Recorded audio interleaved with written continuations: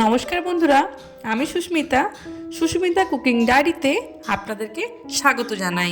আশা করছি আপনারা সকলে খুব ভালো আছেন। আজ আমি আপনাদের সাথে খুব কম সময়ে অনেকগুলো আলুর পরোটা তৈরি করার সহজ রেসিপি শেয়ার করছি।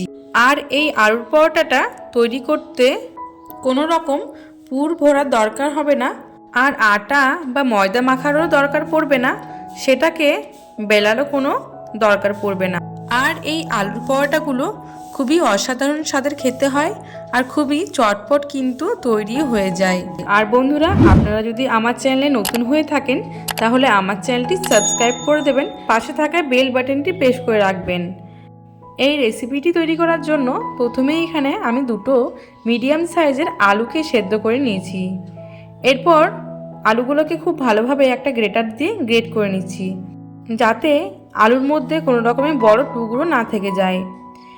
এরপর আমার এই আলুটাকে খুব ভালোভাবে গ্রেট করা হয়ে গেছে। এবার হাত দিয়ে আমি খুব ভালোভাবে আলুটাকে মাখিয়ে নেব। এই আলুর পরোটাটা বানাতে আলুটাকে কিন্তু খুব ভালোভাবে সেদ্ধ করে খুব ভালোভাবে মাখিয়ে নিতে হবে। এরপর আমার আলুটা খুব ভালোভাবে মাখানো হয়ে গেছে। এরপর আমি এর মধ্যে দিয়ে দিচ্ছি একটা মিডিয়াম সাইজের কুচানো পেঁয়াজটাকে আমি খুব ভালোভাবে কুচি করে নিয়েছি। এরপর আমি এর মধ্যে দিয়ে দিচ্ছি ধনেপাতা কুচি। এবার আমি দিয়ে দিচ্ছি এখানে হাফ টিস্পুনের মতো চিলি ফ্লেক্সের বদলে আপনারা এখানে কাঁচা লঙ্কা কুচিও ব্যবহার করতে পারেন। এবার আমি স্বাদ অনুসারে লবণ দিয়ে দিচ্ছি। এবার আমি দিলাম 1 চামচের মতো সর্ষের তেলটা কিন্তু অবশ্যই দিতে হবে। হাফ টিস্পুনের মতো দিয়ে দিচ্ছি জোয়ানটা একটুখানি হাতের মধ্যে নিয়ে আমি ঘষে দিয়ে দিলাম, যাতে করে জোয়ানের স্মেলটা খুব ভালোভাবে আলুর মধ্যে ছড়িয়ে যায়। সমস্ত কিছু দিয়ে দেওয়ার পর খুব ভালোভাবে এটাকে আমি মেখে নেব। বন্ধুরা, এখানে কিন্তু জোয়ান দিতে হবে। জোয়ান দিলে আলুর পরোটার স্বাদটা আরও বেড়ে যায়। খুব ভালোভাবে এটা আমার মিশিয়ে নেওয়া হয়ে গেছে। এরপর এটাকে সাইডে রেখে এখানে আমি একটা পাত্র নিয়ে নিলাম। এই পাত্রটার মধ্যে দিয়ে দিচ্ছি আমি 300 গ্রাম পরিমাণে ময়দা। আমি এখানে ময়দা নিয়েছি, তবে আপনারা চাইলে এখানে আটাও ব্যবহার করতে পারেন। এবার আমি স্বাদ অনুসারে লবণ দিয়ে দিচ্ছি। লবণটা ময়দার সাথে খুব ভালোভাবে মিশিয়ে নিলাম। এরপর আমি এর মধ্যে দিয়ে দিচ্ছি হাফ কাপ পরিমাণে জল। এখানে আমার জলের পরিমাণটা একটু বেশি লাগবে। প্রথমে আমি সব জলটা দেব না, অল্প অল্প জল দিয়ে একটা ব্যাটার আমি তৈরি করে নেব। অল্প অল্প জল দিয়ে ব্যাটার তৈরি করলে এই ময়দার মধ্যে কোনো রকমের দানা ভাব থাকবে না। খুব ভালোভাবে অল্প অল্প জল দিয়ে আমি ব্যাটারটা তৈরি করে নিয়েছি। এখানে আমার টোটাল 1 কাপ জল লেগেছে। এরপর আমি যে আলুটা তৈরি করে রেখেছিলাম সে আলুটাকে দিয়ে দিচ্ছি।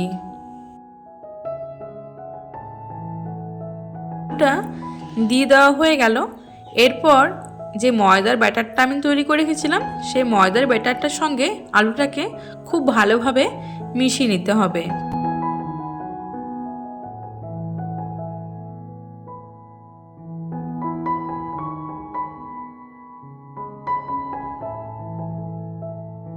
বন্ধুরা, এটা কিন্তু আমি খুব ভালোভাবে মিশিয়ে নিয়েছি, তবে আলু দেওয়ার কারণে আমার ব্যাটারটা একটুখানি ঘন হয়ে গেছে। তাই অল্প পরিমাণে জল দিয়ে আমি আবারও খুব ভালোভাবে মিশিয়ে নেব।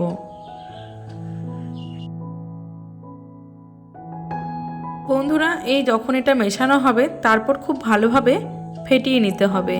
যত ভালো করে ফেটানো হবে ততই কিন্তু আলুর পরোটাগুলো খুব ভালো নরম তৈরি হবে। আমি আপনাদেরকে দেখিয়ে দিচ্ছি যে এটার ঘনত্বটা কীরকম হবে। খুব বেশি পাতলাও কিন্তু হবে না, আবার খুব বেশি ঘনও কিন্তু হবে না। বন্ধুরা, আলুর পরোটা তৈরি করার জন্য আমার কিন্তু ব্যাটারটা একদম তৈরি হয়ে গেছে। এরপর গ্যাসের উপরে একটা তাওয়া চাপিয়ে দিয়েছি। এরপর তাওয়াটা যখন খুব ভালোভাবে গরম হয়ে যাবে এর মধ্যে সামান্য কিছুটা রিফাইন্ড অয়েল আমি লাগিয়ে দিলাম। এবার দেখুন বন্ধুরা, আমি যে মিশ্রণটা তৈরি করে রেখেছিলাম সেই মিশ্রণটা থেকে এই হাতাটা করে 1 হাতা পরিমাণ মিশ্রণ নিয়ে তাওয়ার মধ্যে আমি দিয়ে দিলাম। আর এই হাতার পেছন দিকটা করে একটুখানি সমান করে দিচ্ছি। এবার একদম গ্যাসের ফ্লেমটা মিডিয়াম টু লোতে রেখে খুব ভালোভাবে আমি একটা সাইড হতে দেব।